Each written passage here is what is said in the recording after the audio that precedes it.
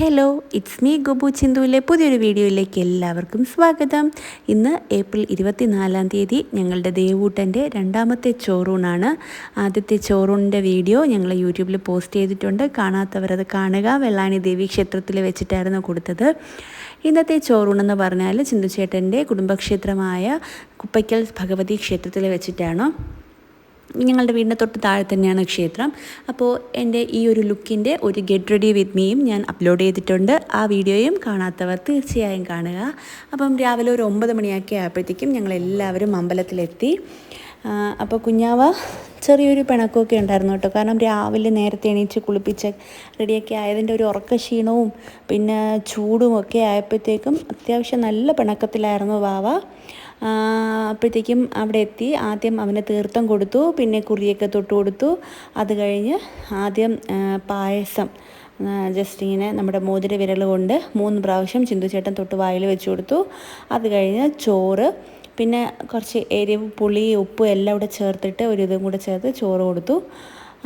ചിന്തുചേട്ടൻ കൊടുത്ത ശേഷം ഞാൻ 3 തവണ കൊടുത്തു. നല്ലപോലെ വെയിലുണ്ടായിരുന്നു കേട്ടോ. 9 മണിയൊക്കെ ആണെങ്കിൽ പോലും നല്ലപോലെ വെയിലുണ്ടായിരുന്നു.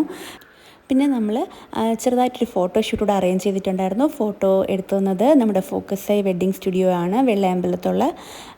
അപ്പം അവരെ പറ്റി പറയുകയാണെന്നുണ്ടെങ്കിൽ എൻ്റെയും ചിന്തുചേട്ടൻ്റെയും വെഡ്ഡിങ് തൊട്ട് പിന്നെ നമ്മളെ ലൈഫിൽ ഇങ്ങോട്ടുള്ള എല്ലാ ഹാപ്പി മൊമെൻറ്റ്സിലും ഫോക്കസ് ഇല്ലാത്തൊരു ആഘോഷമില്ലായിരുന്നു. കാരണം എല്ലാ ഇവൻറ്റ്സിനും നമ്മൾ അവരെ വിളിക്കുന്നുണ്ടായിരുന്നു. പോസ്റ്റ് വെഡ്ഡിങ്, പിന്നെ അതുപോലെ തന്നെ നമ്മുടെ സീമന്തം ഷൂട്ട്, 9th മന്ത് സെറിമണി, അതുപോലെ കുഞ്ഞാവിടെ നൂലുകെട്ട്, ഇപ്പോൾ ചോറൂണ്, ഇനി മുമ്പോട്ടുള്ള നമ്മുടെ ഹാപ്പി മൊമെൻറ്റ്സും ക്യാപ്ചർ ചെയ്യുന്നത് തീർച്ചയായും ഫോക്കസ് തന്നെയായിരിക്കും. അതുകൊണ്ട് ഫോക്കസ് സുജിത്തേട്ടന് നമ്മുടെ പ്രത്യേകം ഒരു താങ്ക്സ്.